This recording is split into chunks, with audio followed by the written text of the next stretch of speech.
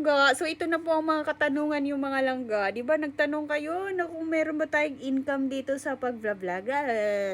Sa pag-vlog natin. Yes, meron tayo. Hindi natin palampasin yung mga oras natin, mga langga. Dapat, bawat galaw natin is kumikita tayo ng money.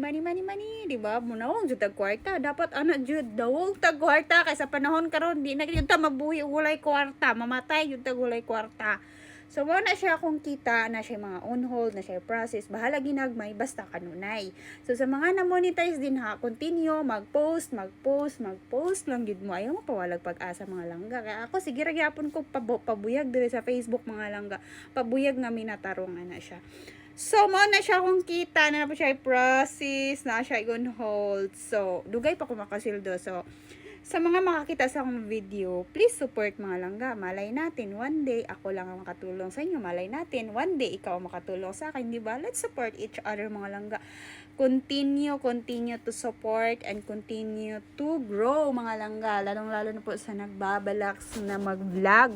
Dahil hindi po niyo makukuha yung mga gusto ninyo sa buhay at hindi niyo rin makamit yung mga tagumpay pag hindi kayo magtiyaga. So, dito kasi sa Facebook mga langga, dati wala akong pakialam sa mga ganun. Pero nung nakita akong $4.75, wow! Ang laki na yan pag inaka-convert mo yan mga langga.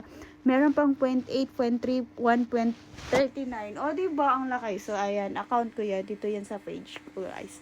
So, ayan. Let's spread love. Ayan. Yun na pong sagot ang mga katanungan yung mga langga. Love, love.